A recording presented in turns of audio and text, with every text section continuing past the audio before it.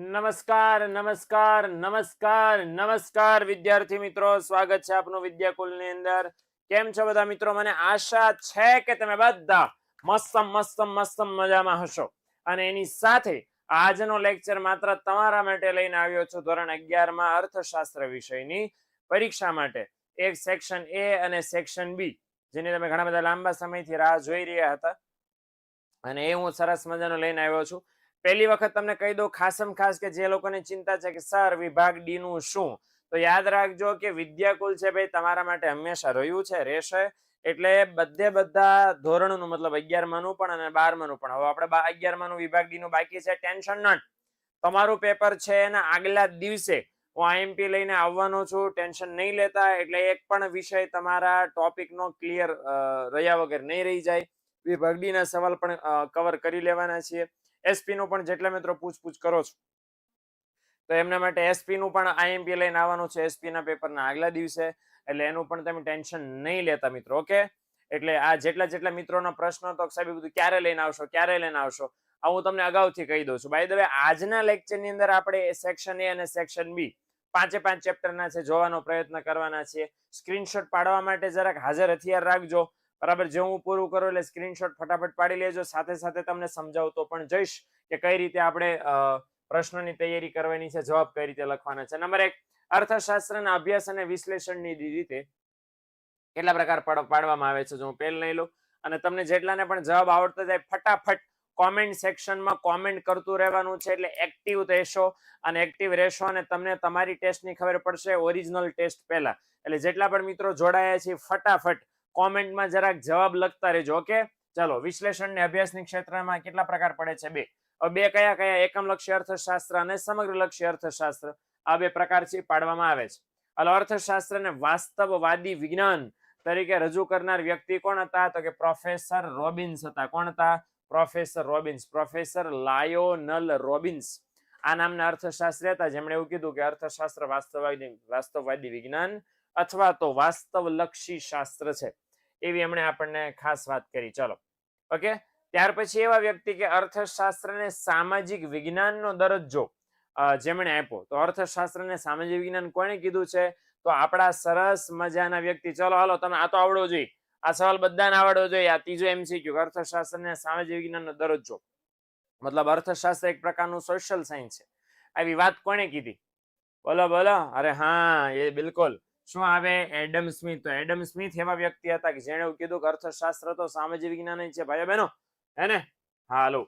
ત્યાર પછી એડમ સ્મિથે અર્થશાસ્ત્રનું સ્વતંત્ર ચિંતન કરતું પુસ્તક ક્યારે રજૂ કર્યું? મતલબ એડમ સ્મિથે પોતાની બુક એક લખી હતી સરસ મજાની, અને એનું લાંબુ નામ હતું બાપા. ઓકે, પણ એને આપણે શોર્ટમાં કરીને શું કહેવામાં આવ્યું? Wealth of nations. આમ તો લાંબુ an inquiry into the the wealth of nations, હે ને? પણ તમારે શું કામ કરવાનું છે? તમારે કામ એ કરવાનું છે કે આપણે યાદ રાખવાનું છે કયા વર્ષમાં? 1776માં. પ્રણવભાઈ કોક એમ કે છે નીલકંઠ સર સ્વામી વિવેકાનંદ જેવું જલ્દી યાદ રાખવા માટે ફોટોગ્રાફિક મેમરી કેવી રીતે વિકસિત કર્યું? પ્લીઝ પ્લીઝ પ્લીઝ તેનો વિડીયો બનાવો. અરે અહીંયા ને અહીંયા તમને વિડીયો શું એનો બનાવો? વિડીયો બનાવીને વળી પાછું અલગથી તમારો ટાઈમ બગાડો મારે. એટલે હું તમને અહીંયા કહી દઉં કે ફોટોગ્રાફિક મેમરી છે એ કેવી રીતે વિકસિત કરી? તો એના માટે સૌથી પહેલી વસ્તુ જોઈએ સંયમ, એના પછી સૌથી બીજી વસ્તુ જોઈએ એકાગ્રતા, અને એના પછી સૌથી ત્રીજી વસ્તુ જોઈએ ધ્યેય, કે તમારે કરવાનું જ શું. બરાબર. અને ચોથી વસ્તુ આમ તો જોઈએ નહીં, પણ એમ કહું છું જે ચોથી વસ્તુ છે એ કઈ? નકામી વસ્તુ તમારી આજુબાજુ ફરકવી ન જોઈએ. ઓકે, હાલો. આ મને પૂછ્યું છે પ્રણવભાઈ, તો જરાક આજે જ મેં એક સરસ મજાનો વિડીયો જોયો, અને હું તમને તાજો શેર કરી દઉં. મને વિશ્વાસ છે, મને આશા છે કે તમે એને પોઝિટિવલી લઈ અને તમારા જીવનમાં આગળ વધશો. તમારે ટકા લાવવા છે, ટોપર બનવું, ફોટોગ્રાફિક મેમરી કરવી છે ને? હાલો, આ તમારા મહેનતમાં 100% સફળતા ઉમેરો કરશે. સાંભળજો છેક સુધી સ્ટોરી મિત્રો. તો સ્ટોરી એવી છે, સ્ટોરી આમ રિયલ બનેલી ઘટના છે. અમેરિકાના ન્યુયોર્ક શહેરમાં એક આર્ટિસ્ટ, વાયોલિન વાદક, મ્યુઝિશિયન, એનું નામ છે જોશુઆ બેલ. હવે આ ભાઈ ન્યુયોર્કમાં જે મેટ્રો ટ્રેન ચાલે ને અંડરગ્રાઉન્ડ, તો એ જે સ્ટેશન હોય સ્ટેશનની બહાર બેઠો અને વાયોલિન એને વગાડ્યું. 45 મિનિટ અને વાયોલિન વગાડ્યું. અને ઘણા બધા માણસો જે આવતા જતા હોય નીચે, બરાબર, એ બધા લોકો ટ્રેનમાં બેસે, ઊભા થઈને બધા કરે. તો આ લોકોએ આ જોશુઆ ભાઈને જોયો, આ ભાઈ બેઠા બેઠા વાયોલિન વગાડતો હતો, કોઈ છે એમ ટોપી ઉતરીને સન્માન આપ્યું, કોઈ એ તાળીઓ પાડીને કોઈ કે વાહ વાહ વાહ, વોટ એ પ્લેયર, વોટ એ પ્લેયર, વોટ એ મ્યુઝિશિયન, વોટે આમ વોટે આમ વોટે આમ, ને કોઈ કે તો પૈસા આપે. બધું થઈને 45 મિનિટમાં આ જોશુઆ નામના ભાઈ $30 $30 જેટલી ટીપ કમાણી. હવે આ સેમ વ્યક્તિ 2 દિવસ પછી બોસ્ટનમાં કોઈ એનો શો હતો, કોન્સર્ટ હતો, અને એ વાયોલિન કેવું વગાડે છે એ જોવા માટે એનું આયોજન કરવામાં આવ્યું હતું. અને એટલી પડાપડી હતી કે એક સીટ, એક ટિકિટનો ભાવ, અત્યારે કેમ ભારત પાકિસ્તાનની મેચના ભાવ છે બ્લેક માર્કેટમાં 55 લાખ ને 50 લાખનો એવડો ભાવ ચાલે છે, તો સિમિલરલી પડાપડી થતી અને એક ટિકિટના ભાવ $100 લાગ્યા. એક ટિકિટના ભાવ $100. બાય ધ વે, જે પેલા ભાઈએ વાયોલિન વગાડ્યું ને એ વાયોલિનની કિંમત $3.5 મિલિયન હતી. વાયોલિનની કિંમત $3.5 મિલિયન હતી. એટલે આ ભાઈ કઈ ગરીબ એવો નહોતો, પણ એને એક્સપેરિમેન્ટ કર્યો કે લોકો મને ઓળખે છે, મારા વાયોલિનને ઓળખે છે, આ છે શું, લોકો હોલમાં વાહ વાહ વાહ આફરીન થઈ જાય છે મારા ઉપર, ડોલી જાય છે મારા વાયોલિનના તાલે બધા. પણ એવું તો શું છે કે $30 ત્યાં મળ્યા અને આટલા બરાબર હજારો ડોલર ખર્ચીને મને જોવા આવે છે. ફ્રન્ટ રો ની સીટમાં જેને વારો આવ્યો છે એને તો કેવો ભાવ આવ્યો છે, છતાંય આ લોકોએ હજારો રૂપિયા ખર્ચીને શો જોયો. તો અંતે આ સાયકોલોજીના અભ્યાસ અંતે આ સાબિત એ થયું કે તમારી આજુબાજુનું વાતાવરણ છે ને એ કેવું છે ને એ વસ્તુ ખાસ મિત્રો ધ્યાનમાં રાખવાનું. સમજણ પડી? એ તમારી આજુબાજુનું વાતાવરણ જો સારું હશે ને, સમજણ, આજુબાજુનું વાતાવરણ સારું હશે તો એ લોકો તમારી વેલ્યુ કરશે. નહીતર શું થશે, તમે સારામાં સારા હશો અને તમારી આજુબાજુ વાળા જો નીચી ક્વોલિટી વાળા લોકો હશે તો એ નીચી ક્વોલિટી વાળા લોકો કોઈ દિવસ તમારી વેલ્યુ નહીં કરે, નંબર 1. અને નંબર 2 કે તમને કોઈ દિવસ છે એને કરતા આગળ નહીં વધવા દે, તમને નીચે લઈ જશે. ઓકે, એટલે આ વસ્તુનું ખાસ મિત્રો ધ્યાન રાખો. તમારે જ્યાં છો એના કરતા ઇમ્પ્રુવ થવું છે તો તમારા કરતા હોશિયાર લોકોની વચ્ચે રહ્યો, તમારા કરતા સારા લોકોની વચ્ચે રહ્યો. આપણો લોચો એ છે કે આપણે ફ્રેન્ડ કોને બનાવીએ, આપણી જેવી સેમ ટેવ વાળા. આપણે 55% આવતા હોય, એને 55% આવતા હોય, આપણે શું થાય ભાઈ હાલ્યું જાય, એમ ન હોય. તમારા કરતા વધારે ટકાવારી વાળા છે, તમારા કરતા વધારે ડિસિપ્લિન વાળા છે, તમારા કરતા વધારે સારા સ્વભાવ વાળા છે, તમારા કરતા વધારે મહેનત કરવા વાળા છે, તમારા કરતા વધારે સારી ટેવ વાળા છે. આને ફ્રેન્ડ બનાવો. એવા લોકોની વચ્ચે રહ્યો કે જે તમારા કામને તમારી મહેનતને આગળ લઈ જવામાં હેલ્પ કરે, ઊભી રાખવામાં નહીં. હે ને? એટલે આટલું કરશો ને એટલે વધારાના જે તમારા વહીવટો થાય છે, ઘણીવાર હલવાઈ જાવ છો કારણ વગરના, એ ઓટોમેટિક બંધ થઈ જશે. એટલે આ વસ્તુનું ખાસ મિત્રો ધ્યાન રાખજો. ઓકે, ચલો. સર 4 ખોટું છે? નહીં ભાઈ, 4 એકદમ સાચું છે. 1776 એડમ સ્મિથે છે અર્થશાસ્ત્રનું સ્વતંત્ર ચિંતન કરતું પુસ્તક લખ્યું હતું. 1776 પુસ્તકનું નામ છે વેલ્થ ઓફ નેશન્સ. ઓકે, ચોપડી જોઈ લો પ્લીઝ. બરાબર ને અંકિત, ચોપડી જોઈ લે બેટા. 1776 ઇઝ ધ રાઈટ આન્સર. કયા અર્થશાસ્ત્રીને અર્થશાસ્ત્રનો વૈજ્ઞાનિક ઢબે સ્વતંત્રપણે અભ્યાસ કરવાનું બહુમાન મળ્યું છે? મતલબ કહેવાય માંગે છે કે પશ્ચિમના દેશમાં સૌથી વધારે કયો એવો અર્થશાસ્ત્રી છે કે જેને વૈજ્ઞાનિક ઢબે અભ્યાસ કર્યો? તો એ કોણ? Adam Smith. ઓકે, તો એડમ સ્મિથ નામના અર્થશાસ્ત્રી હતા, એને અભ્યાસ કર્યો હતો. ઓકે, ચલો. ત્યાર પછી છે principles of economics. Yes miss, by the way, Pranav માટે અને તમારા બધા માટે ઓર એક જરા સરસ મજાની એવી સ્કીમ. ભાઈ મને કેમ આટલું યાદ રહી દે છે મોટે? મેં તો કઈ જવાબ ટીક નથી કર્યા. તો ભાઈ એટલા માટે, કારણ કે વારંવાર ભણાવવાની મને પ્રેક્ટિસ પડી છે. એટલે જો તમારે સરળતાથી એફર્ટલેસલી તમારે પાકું કરવું હોય તો એક કરતા વધારે વખત વાંચવું પડશે, એક કરતા વધારે વખત રિવિઝન કરવું પડશે, અને વારંવાર તમારી નજર સામે આ બધી વિગતો, આ બધી બાબતો આવે એવી ટ્રાય કરવી પડશે. હે ને? એટલે તો તમને વારંવાર આવું પાકું કરવાથી યાદ રહી જશે, guarantee.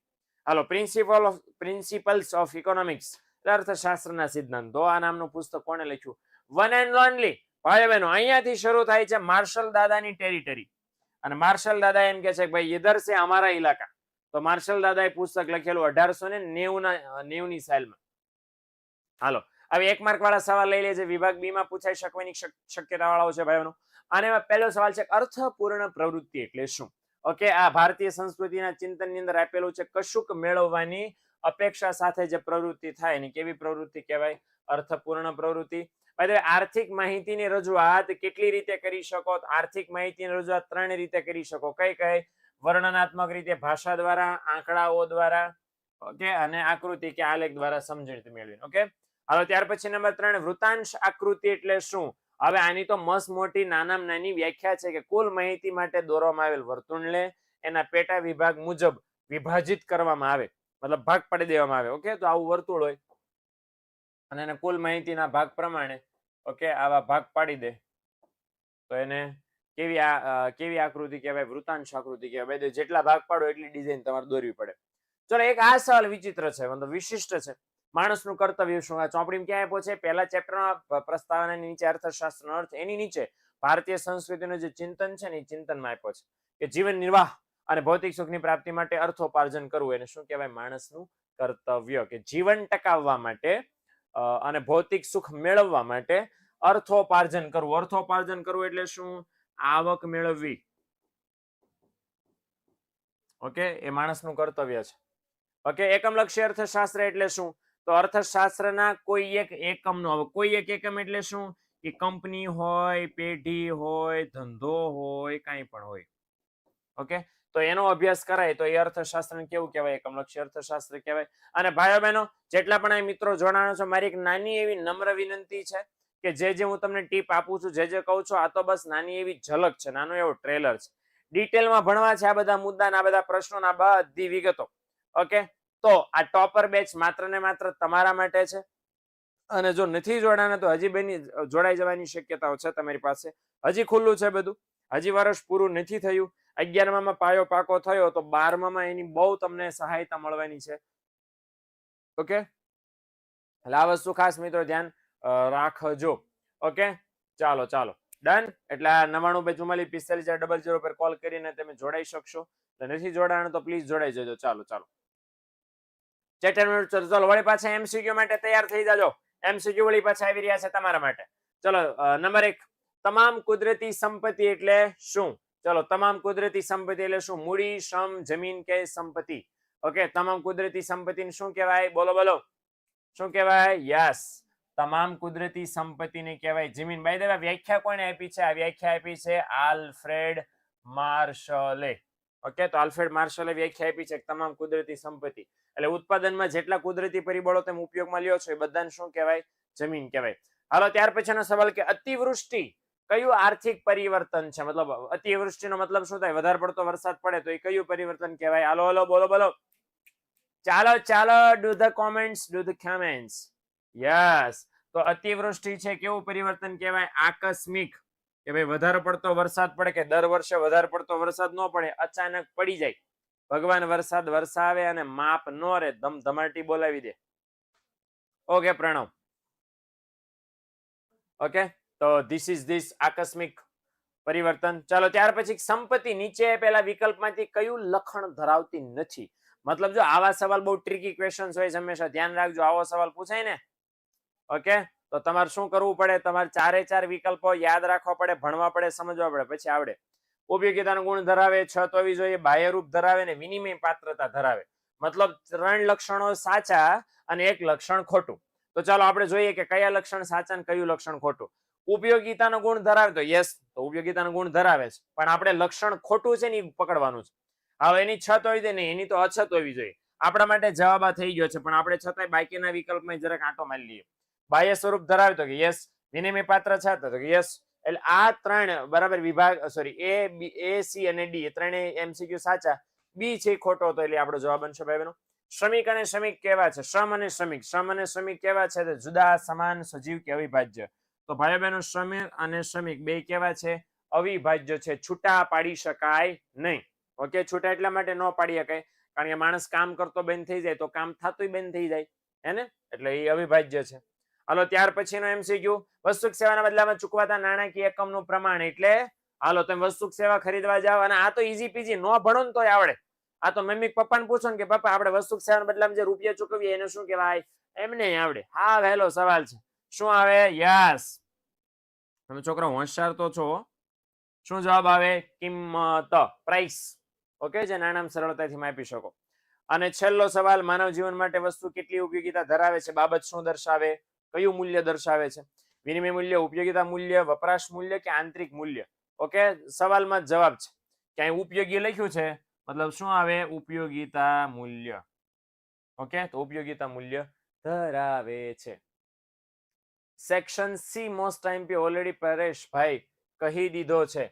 Okay, please go and check. હાલો, ત્યાર પછી એક માર્કના સવાલ બીજા ચેપ્ટરમાં ફટાફટ જોઈ લે. વિચારવાનો ગુણ શા માટે સંપત્તિ નથી?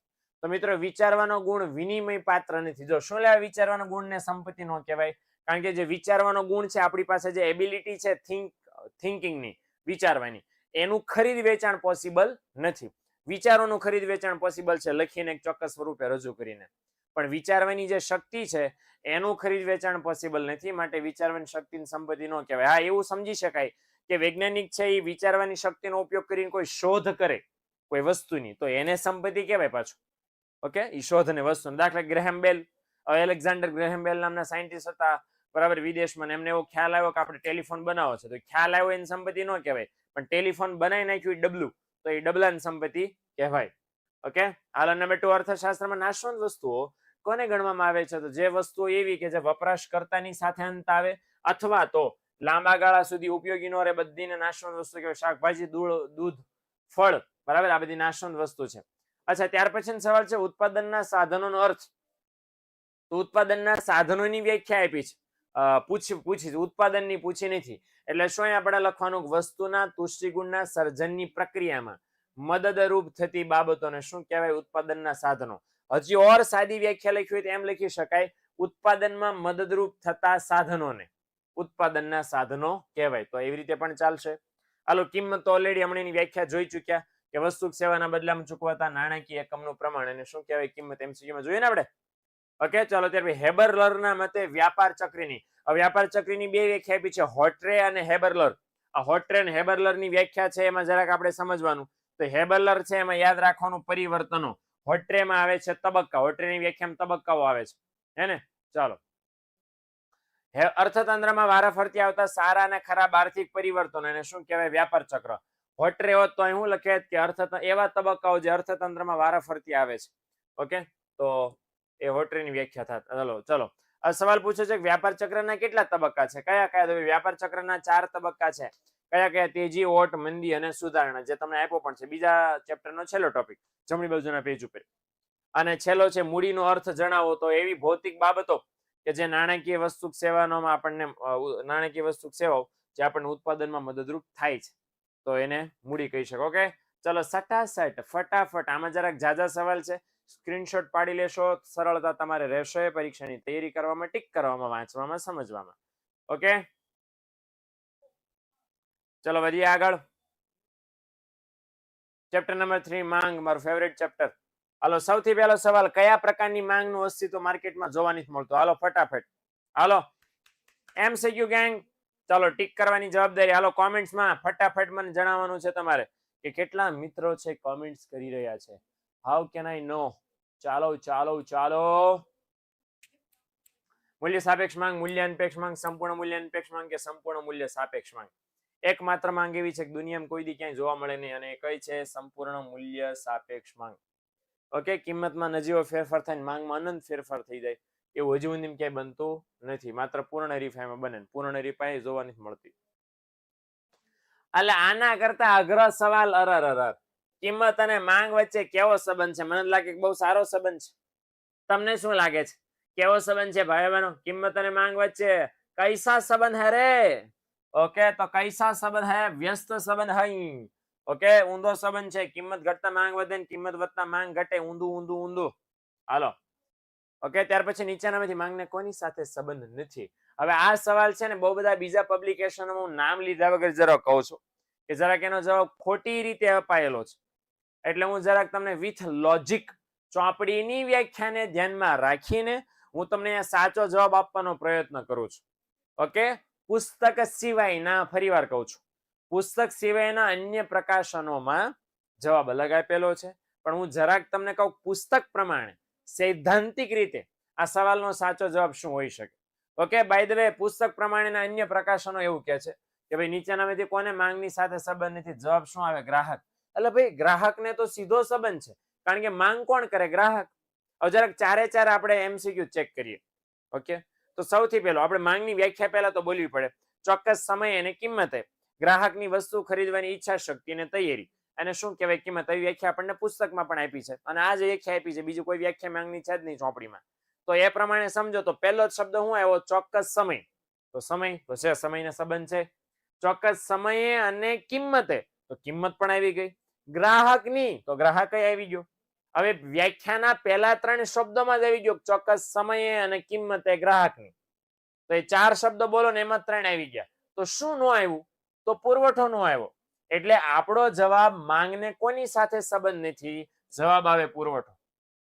આ યાદ રાખજો, પુરવઠા અને માંગ સાથે કોઈ લેવા દેવા નથી. શા માટે આ જવાબ આવે? કારણ કે પુરવઠો બજારમાં લાવવાની તૈયારી, જવાબદારી, એ લાવવાની ચિંતા, બળતરા કોણ કરે છે? ભાઈ ઉત્પાદક કરે છે. કોણ કરે છે? ઉત્પાદક. વેપારી કરે છે, ગ્રાહક નહીં. ગ્રાહક તરીકે તમે વસ્તુ થેલી લેવા જાવ ત્યારે એવું વિચારો કે ભાઈ તમારી દુકાનમાં હોય ને તો હું અહીંથી ઘરે જ લેવા નીકળું. એ તો જાય માર્કેટમાં, દુકાનમાં એક દુકાનમાં હોય તો બીજી દુકાન પકડાય, બીજીમાં હોય તો ત્રીજી પકડાય ભાઈ. એટલે આ જવાબ યાદ રાખજો, આ ફૂલ એન્ડ ફાઇનલ છે ચોપડી પ્રમાણે. હવે જરાક મેં તમને જે પ્રમાણે સમજાવ્યું એ પ્રમાણે મગજ દોડાવીને કામ કરશો તો ચોપડી પ્રમાણે તમારું સાચું પડશે. ઓકે, એટલે રેફરન્સ પુસ્તકનો લેજો. બોર્ડની પરીક્ષામાં 12માં જ્યારે પહોંચશો ને ત્યારે જ્યારે બોર્ડની પરીક્ષાની આન્સર શીટ બનશે, જે આન્સર કી, એ આન્સર કી પણ પાઠ્યપુસ્તકના આધારે બને છે. આ વસ્તુનું યાદ રાખજો. એટલે અન્ય પ્રકાશનો પર વિશ્વાસ કરવાને બદલે ચોપડી ઉપર જરાક વિશ્વાસ કરજો. ઓકે, હાલો ડન. ત્યાર પછી છે પૂરક વસ્તુઓ કેવી હોય છે. હવે પૂરક વસ્તુ એટલે, તો પૂરક વસ્તુ એટલે દાખલા તરીકે મોબાઈલ લેવો છે તો સિમ કાર્ડ પૂરક વસ્તુ કહેવાય. ગાડી, બાઇક લીધી છે તો પેટ્રોલ પૂરક વસ્તુ કહી શકાય, બરાબર ને? તો આ ગાડી અને પેટ્રોલ કેવી વસ્તુઓ કહેવાય? તો યાદ રાખજો, પેટ્રોલ અને ગાડી છે પરસ્પર જોડાયેલી વસ્તુ કહેવાય. કેવી કહેવાય? પરસ્પર જોડાયેલી. ગાડી લીધી પેટ્રોલ નાખવું જ પડે, હવાથી નહીં ચાલે. મોબાઈલ લીધો સિમ કાર્ડ નાખવું પડે, નહીતર વાત નહીં થાય. હે ને? સમજણ પડી ને? એટલે આ રીતે છે મુખ્ય વસ્તુ વાપરવા માટે અન્ય બીજી વસ્તુની જરૂર છે. ધેટ ઇઝ પૂરક વસ્તુ. અને પરસ્પર કેવી હોય છે? જોડાયેલી હોય છે. માંગની મૂલ્ય સાપેક્ષતાના પ્રકારો કેટલા છે? સાદી, સિમ્પલ. હાલો હાલો હાલો, આ તો આવડે એવો છે જવાબ. હાલો, માંગની મૂલ્ય સાપેક્ષતાના પ્રકારો કેટલા છે? ઈઝી પીઝી. હાલો, આ નો આવડે તો બીજું શું આવડે? આ આવડે તમારી તૈયારી સારી છે એવું હું કહી શકું ફટાફટ. ચાલો, યસ. ઓકે, ચાલ સર, તમારું નામ શું છે? અરે કોમેન્ટમાં મારું નામ કોઈને આવડતું હોય તો પ્લીઝ, વાળંદ શિલ્પાબેન છે, મારું નામ પૂછે છે. કોઈને કોમેન્ટમાં પ્લીઝ મારું નામ આવડતું હોય તો પ્લીઝ અમને બતાવો, પ્લીઝ પ્લીઝ. ઓકે, પણ બાય ધ વે 5 પ્રકારો છે. ફટાફટ 5 નામ બોલી જાઉં છું. મૂલ્ય સાપેક્ષ માંગ, મૂલ્ય અનપેક્ષ માંગ, એકમ મૂલ્ય સાપેક્ષ માંગ, સંપૂર્ણ મૂલ્ય સાપેક્ષ માંગ ને સંપૂર્ણ મૂલ્ય અનપેક્ષ માંગ. ઓકે, તો 5 પ્રકારો છે. એ 5 પ્રકારો બહુ ફની વેમાં, બહુ હળવી શૈલીમાં આપણે ટોપર બેચમાં સમજાવ્યા છે કે તમે કોઈ દી જિંદગીમાં ન ભૂલો. પણ એના માટે જોડાવવું પડશે ને તમારે એમાં જોવું પડશે મને, બરાબર ને? એટલે તમને મજા આવી જશે. જેટલા ટોપર બેચ વાળા મિત્રો હોય જરાક કહી દે કે રેડી હા કે ના. સમજાયું છે ને? પેલા બિસ્કિટના ઉદાહરણ વાળા, જેને બિસ્કિટ યાદ હોય, ઓરિયો બિસ્કિટ, એ જરાક લાઈક કરી દેજો, કોમેન્ટ કરી. અને હા, જેટલા મિત્રો ઓકે જોડાણા છો ફટાક સટાક ભાઈઓ બહેનો લાઈક કરી દેજો. લાઈક નથી કર્યો તમે વિડીયોને. હાલો હાલો. ઓકે સર, કલાકમાં દિવસમાં કેટલી કલાક વાંચવું પડે? અરે ભાઈઓ બહેનો, જેટલા કલાક તમે ફ્રી હો ને એટલા કલાક વાંચવું પડે. વાંચવાની કોઈ લિમિટ જ નથી ને એવું કઈ માપ જ નથી કે એટલા કલાક વાંચશો તો આવી જશે. ઓકે, હાલો. માંગને અસર કરતા પરિબળોને કેટલા વિભાગમાં વહેંચવામાં આવે છે? તો માંગને અસર કરતા પરિબળોને 2 વિભાગમાં વહેંચવામાં આવે છે. કેટલા વિભાગમાં? 2 બગડે 2. કયા 2 વિભાગમાં? આવડે તો જરાક કોમેન્ટ્સ કરી દો ભાઈ બહેનો. હાલો, કયા 2 વિભાગમાં? આવડવું જોઈએ પાછું. તો 2 વિભાગ એક જ છે. કયા? નંબર 1 પહેલો વિભાગ. તો પહેલો વિભાગ છે કિંમત અને બીજો છે કિંમત સિવાયના અન્ય પરિબળો. તો કિંમત અને કિંમત સિવાયના જે અન્ય પરિબળો છે ને, એ આપણો સાચો જવાબ છે. માંગ રેખાનો ઢાળ કેવો હોય છે ભાઈ? ઋણ. કેવો ઢાળ હોય છે માંગ રેખાનો ઢાળ? અને ઋણ હોવાનું રીઝન એ છે કે કિંમત અને માંગ વચ્ચે કેવો સંબંધ છે? વ્યસ્ત. અને એટલા માટે ઋણ ઢાળ આપણને જોવા મળે છે. હાલો, 1 માર્કના સવાલ જોઈ લે ફટાફટ. ઈપી બરાબર 0 એટલે ઇલાસ્ટિસિટી ઓફ પ્રાઇસ, એટલે માંગની મૂલ્ય સાપેક્ષતાનું મૂલ્ય 0 હોય તો મતલબ એ કયા પ્રકારની છે? અર્થઘટન શું કરવાનું છે સાદી ભાષામાં કે ઈપી નું અર્થ મતલબ એવો થાય કે કેવી માંગ છે? સંપૂર્ણ મૂલ્ય અનપેક્ષ માંગ છે. સંપૂર્ણ મૂલ્ય અનપેક્ષ માંગ એટલે શું? કે કિંમતમાં ગમે એટલો ફેરફાર થાય, માંગમાં કોઈ ફેરફાર થાય નહીં, માંગ સ્થિર હોય. હવે તો ઈપી બરાબર 0 આવે. હાલો, બજાર માંગ એટલે શું? સાદી ભાષામાં જેટલા બજારમાં ગ્રાહકો છે, બધા ગ્રાહકોએ જે અલગ અલગ કિંમતોએ માંગ કરી હોય એ માંગના સરવાળાને શું કહેવાય? બજાર માંગ કહેવાય. હવે માંગ એટલે શું? કે કોઈ ચોક્કસ સ્થળે, સમય અને કિંમતે, અથવા તો ચોક્કસ સમય, કિંમત અને સ્થળે ગ્રાહકની વસ્તુ ખરીદવાની ઈચ્છા શક્તિ અને તૈયારી શું કહેવાય? કિંમત. હવે તો આ વ્યાખ્યા છે. વ્યાખ્યામાં જો તો ક્યાંય પુરવઠો આવ્યો, ક્યાંય પુરવઠો નથી આવ્યો. વ્યાખ્યામાં ક્યાંય પુરવઠો નથી આવ્યો તો આપણે બોલે મારી તોડીને પુરવઠો ઘુસાડવો છે. એટલે પુરવઠો જ આપણો જવાબ છે. આ યાદ રાખજો. પુરવઠાને માંગને લેવા દેવા નથી. માંગની મૂલ્ય સાપેક્ષતા એટલે શું? હવે આ બહુ નાનામાં નાની હેલામેલી, એની કરતા બીજી વ્યાખ્યા ચોપડીમાં નથી. એટલે આ યાદ રાખજો કે માંગની મૂલ્ય સાપેક્ષતા એટલે કોઈ પણ વસ્તુની કિંમત અને માંગ વચ્ચેનો કેવો સંબંધ? પ્રમાણાત્મક. હવે આવક સાપેક્ષતાની વ્યાખ્યા પૂછાય ને તો એ આમાંથી જ કરી શકાય કે માંગની આવક સાપેક્ષતા એટલે કોઈ પણ વસ્તુની ગ્રાહકની આવક અને માંગ વચ્ચેનો પ્રમાણાત્મક સંબંધ. અહીં કિંમતને બદલે હું મૂકી દેવાનું છે? આવક. ખતમ. ઓકે, હાલો. માંગમાં વધારો ઘટાડો ક્યારે શક્ય બને? બાય ધ વે, તો માંગમાં વધારો ઘટાડો ક્યારે શક્ય બને? કે વસ્તુની કિંમત યથાવત એટલે કે સ્થિર રહે અને એના કારણે અન્ય પરિબળમાં ફેરફાર થાય તો માંગમાં વધારો ઘટાડો આપણને જોવા મળે. ઓકે, તો આ વસ્તુનું ખાસ મિત્રો ધ્યાન રાખજો. Okay, done. ચાલો, ત્યાર પછીનો સવાલ, મીઠાની માંગનો પ્રકાર. મીઠું છે આપણી જીવન જરૂરિયાતની વસ્તુ છે, તો એની માંગ કયા પ્રકારની હોય? 5 પ્રકારોમાંથી. તો મીઠાની માંગ કહેવાય મૂલ્ય અનપેક્ષ. ઓકે, તો સંપૂર્ણ મૂલ્ય અનપેક્ષ પણ કહી શકો. સંપૂર્ણ મૂલ્ય અનપેક્ષ એટલા માટે કહી શકાય કે એની કિંમતમાં ગમે એટલો વધારો ને ગમે એટલો ઘટાડો થાય, આપણે માંગમાં કોઈ ફેર પાડવાના નથી. ઓકે સર, તમારા આઈએમપી થી 80 આવી શકે? મારા ભાઈ આ માનસીબેન એવું કહે છે કે ભાઈ આપણા 11મા ધોરણમાં પેપર જ 50 માર્કનું હોય છે અને વાર્ષિક પરીક્ષામાં પેપર 80 માર્કનું હોય છે. એટલે 80 ઉપર નહીં આવે, બરાબર? 80 કે 80 થી નીચે આવશે. ઓકે, પણ તૈયારી કરશો તો. ઓકે, તો મીઠાની માંગ કેવી છે? સંપૂર્ણ મૂલ્ય અનપેક્ષ છે. બાય ધ વે ભાઈઓ બહેનો, તમારા માટે રસથાળ સરસ મજાના નોલેજનો મૂકી દીધો છે. લેવાની ઈચ્છા હોય ધોરણ 10 ના ધોરણ 12 ના પેપર સેટ લોન્ચ થઈ ચૂક્યા છે. ધોરણ 11 વાળા એમ કે સાહેબ અમારા માટે શું? તો તમારા માટે એક સરસ મજાની ગ્રામર ગીતા છે. ઓકે, ઇંગ્લિશ ગ્રામરમાં સરસ સરસ ટોપિક એ અહીંયા મૂકવામાં આવેલા છે, તો એ જરાક તમે મેળવી શકશો. કિંમત છે માત્ર 90 રૂપિયા. અને લેવું હોય તો તમારા 97 12 44 48 નંબર ઉપર કોલ કરવો પડશે. ઓકે, હાલો. ચેપ્ટર નંબર 4, ઉત્પાદકો દ્વારા ઉત્પાદિત થતા વસ્તુના એકમોના સમૂહને શું કહેવાય? હાલો, ઉત્પાદકો જે વસ્તુ બનાવે એના સમૂહને શું કહેવાય છે? ઉત્પાદન. હાલો, ત્યાર પછી હાલો ફટાફટ એમસીક્યુ ટીક કરવાના છે. ચાલો, કિંમત સિવાયના પરિબળો પ્રેરિત ફેરફારને પુરવઠામાં થતા પરિવર્તનને શું કહેવાય? કયા પરિબળોના કારણે ફેરફાર થયો? કિંમત સિવાયના, મતલબ અન્ય પરિબળો, મતલબ અન્ય પરિબળના કારણે પુરવઠામાં ફેરફાર થયો એને શું કહેવાય? વધારો ઘટાડો. હાલો, કિંમતના ઘટાડાને કારણે પુરવઠામાં થતા ફેરફારને શું કહેવાય? કિંમત ઘટે અને એના કારણે પુરવઠો વધ્યો. તો કોના લીધે પુરવઠોમાં ફેરફાર થયો? કિંમતના લીધે. તો કિંમત ઘટી એના કારણે પુરવઠો વધે, આપણને ખબર છે, પણ કોના લીધે પુરવઠો વધ્યો? કિંમતના લીધે. તો વધારો ન બોલાય, શું બોલાય? વિસ્તરણ. ઓકે, વિસ્તરણ બોલાય. હાલો, નંબર 4, ચોથો એમસીક્યુ. હવે આ બહુ સરસ મજાનો છે, આનો બેઠો જવાબ ચોપડી નથી આપ્યો, પણ આ ખબર પડી દેવી જોઈએ. શું ઘટે? તો નફાનું પ્રમાણ ઘટવાથી પુરવઠો ઘટાડવામાં આવે. હાલો બોલો, આ સવાલનો જવાબ જેને આવડે નહીં આપણે સમજી લો કે તમારું સમજો તમારે તો આઈએમપી ની જરૂર નથી. ચાલો, એવા હાલો, ચાલો બોલો જલ્દી બોલો. હા બિલકુલ. તો શું આવે જવાબ? કિંમત. ઓકે, કિંમત ઘટે તો નફો ઘટે, નફો ઘટે તો પુરવઠો વેપારી ઘટાડી દે. સાદું, સિમ્પલ. ચલો, વસ્તુની કિંમત અને પુરવઠા વચ્ચે કેવો સંબંધ? કિંમત અને માંગ વચ્ચે વ્યસ્ત સંબંધ હતો, તો કિંમત અને પુરવઠા વચ્ચે કેવો સંબંધ છે? ધન સંબંધ છે. હવે ત્યાર પછી ભવિષ્યમાં ભાવ વધવાની અટકળ હોય તો પેઢી વર્તમાનમાં પુરવઠો શું થાય? ક્યારે ભાવ વધવાના છે? ભવિષ્યમાં. ભવિષ્યમાં ભાવ વધે એટલે વેપારીને નફાની શક્યતા ક્યારે વધે? ભવિષ્યમાં. તો વેપારી વધારે પુરવઠો ક્યારે લઈ જાય? ભવિષ્યમાં. ભવિષ્યમાં વધારે પુરવઠો લઈ જવો હોય તો વર્તમાનમાં શું કરવો પડે? ઘટાડવો પડે. તો વર્તમાનમાં પુરવઠો શું થાય? ઘટે. ઓકે, ગોખાય નહીં, એવી રીતે યાદ રખાય. આવા કોન્સેપ્ટ ગોખીને ભેગા ન થાય, આવી રીતે યાદ રખાય. ભાઈ ભવિષ્યમાં વધારે ફાયદો છે એટલે ભવિષ્યમાં હું વધારે વેચીશ ને, અત્યારે નહીં વેચું, એટલે વર્તમાનમાં ઘટાડી દેવાનું. કિંમત અને પુરવઠા વચ્ચેના સંબંધની ગાણિતિક સ્વરૂપમાં રજૂઆત એને શું કહેવાય? પુરવઠાનો. બોલો. પુરવઠાનો ની ના. બોલો. શું જવાબ આવે?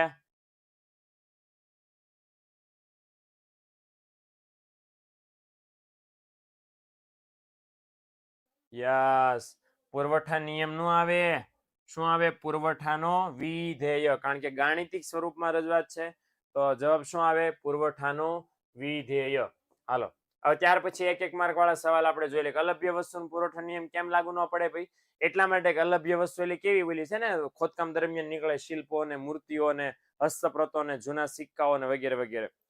એનો પ્રોબ્લેમ એ છે કે એવી વસ્તુની કિંમત વધે તો એ બધી વસ્તુના પુરવઠામાં તેમ વધારો ન કરી શકો, અને એટલા માટે પુરવઠા નિયમ લાગુ ન પડે. નંબર 2, કિંમત નિર્ધારણ એટલે શું? સાદામાં સાદી વ્યાખ્યા એવી છે કે માંગ અને પુરવઠો એ બે પરિબળો દ્વારા વસ્તુ સેવાની કિંમત નક્કી કરો એને શું કહેવાય? કિંમત નિર્ધારણ કહેવાય. ઓકે, હાલો ત્યાર પછી જથ્થો એટલે શું? તો જથ્થો એટલે ઉત્પાદનનો એવો ભાગ જે વર્તમાન કિંમતે ઉત્પાદક વેચવા માટે તૈયાર હોય નહીં, એને કહેવાય જથ્થો. બાય ધ વે એવું પણ લખી શકાય કે વસ્તુના વેચાણક્ષમ એકમોનું પ્રમાણ, એને શું કહેવાય? જથ્થો. વેચાણક્ષમ એટલે વેચી શકાય એવા. બાય ધ વે અહીંયા ધ્યાન રાખજો કે ઉત્પાદનના એવા એકમો છે કે જે તૈયાર થઈ ગયા છે વેચવા માટે, પણ ઉત્પાદક ને એમ છે હમણાં આપણે કઈ વેચવાની ગણતરી નથી, તો એને જથ્થો કહી શકાય. પુરવઠાની વ્યાખ્યા શું છે? માંગની વ્યાખ્યાની જેમ જ કે ભાઈ ચોક્કસ સમય અને કિંમતે ઉત્પાદક કે વેપારી ઉત્પાદનનો જેટલો ભાગ બજારમાં વસ્તુ વેચવાની ઈચ્છા શક્તિ તૈયારી દર્શાવતો હોય તો એને પુરવઠો કહી શકાય.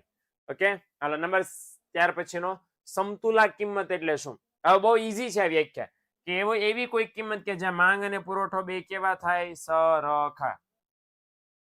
ઓકે, તો એને તમે સમતુલા કહી શકો. ઓકે, હાલો તો ધીસ સ્ક્રીનશોટ પાડો હોય તો ફટાફટ પાડી લેજો. હાલો ત્યાર પછી છે ચેપ્ટર નંબર 5.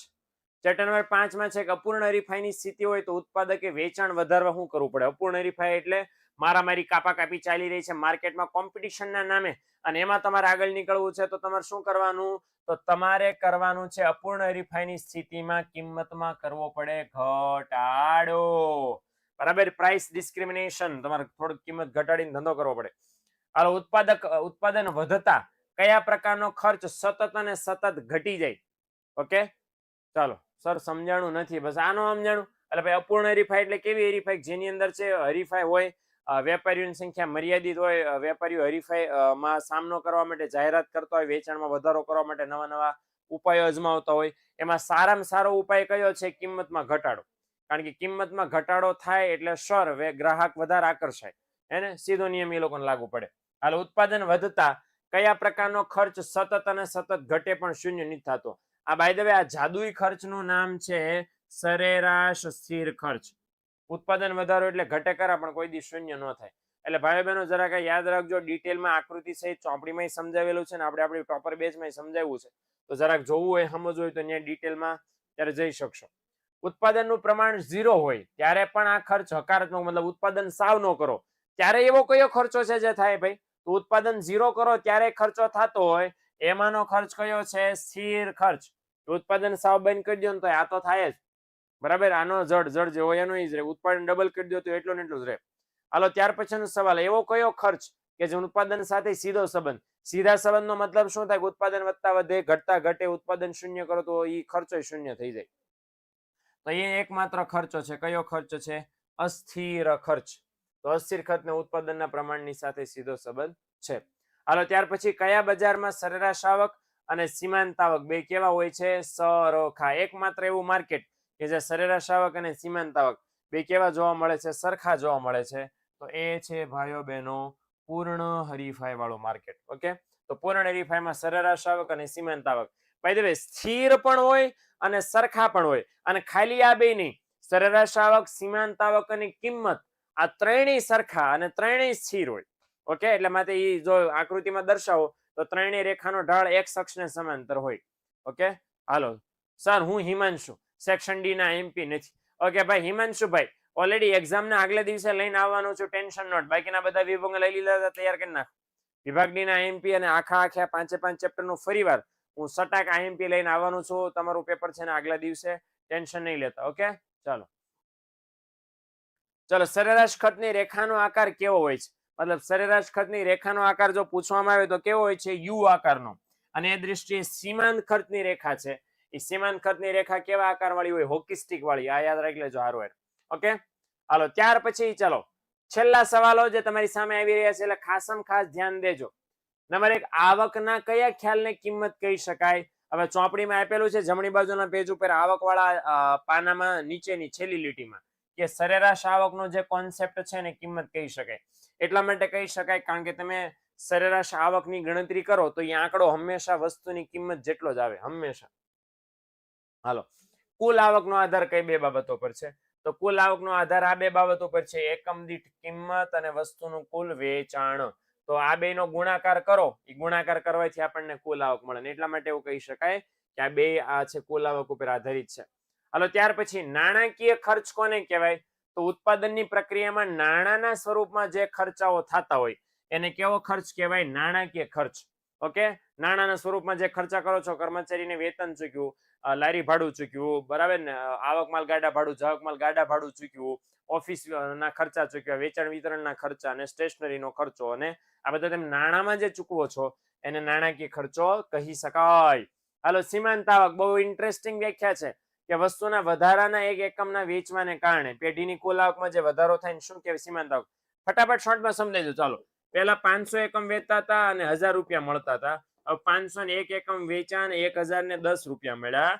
તો કેટલા એકમમાં તમે વધારો કર્યો? એક એકમમાં વધારો કર્યો ને એના કારણે આવક કેટલા રૂપિયા વધી ગઈ? 10 રૂપિયા. તો આજે 10 રૂપિયા આવક વધી ને, આ 10 રૂપિયાની કેવી આવક કહેવાય? સીમાંત આવક કહેવાય. ઓકે, એટલે વેચાણમાં ફેરફાર થવાથી આવકમાં કેટલો ફેરફાર થાય છે એ ફેરફારને કહેવાય સીમાંત આવક.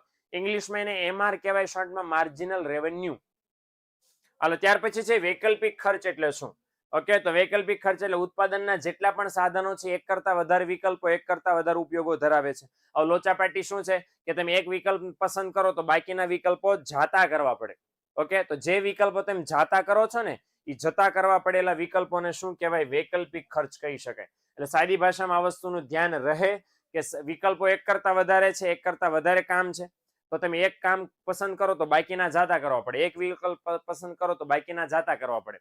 એવું ના થાય એને કેવો ખર્ચો કહેવાય છે? વૈકલ્પિક ખર્ચ. ઓકે, એટલે જમીનના માની લો 2 વિકલ્પ હતા, ઘઉં વાવવા, ચોખા વાવવા. હવે જો તમે ઘઉં વાવો તો ચોખા જાતા કરવા પડે, ને ચોખા વાવો તો ઘઉં જાતા કરવા પડે. એટલે આપણે શું કરવાનું?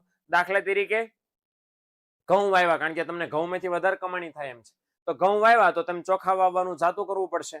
તો ચોખાનો ઓપ્શન જાતો કર્યો ને, તો જે ચોખાનો ઓપ્શન જાતો કર્યો છે એને કહેવાય વૈકલ્પિક ખર્ચ ધંધાનો. ઓકે, સ્ક્રીનશોટ પાડી લો ફટાફટ, સટાસટ કામમાં આવશે પરીક્ષામાં. આ બધાના ફોટા પાડવાના, તમને જેટલે જરૂર પડે જગદીશ.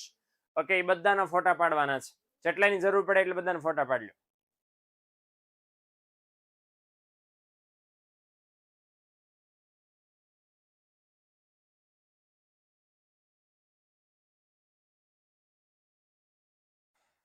ઓકે, ચાલો ત્યારે તો ધીસ ઇઝ ધીસ આપણે તો મને આશા છે કે 5 ચેપ્ટરના આઈએમપી મેં તમારી સાથે શેર કર્યા છે, વિભાગ એ અને બી ના.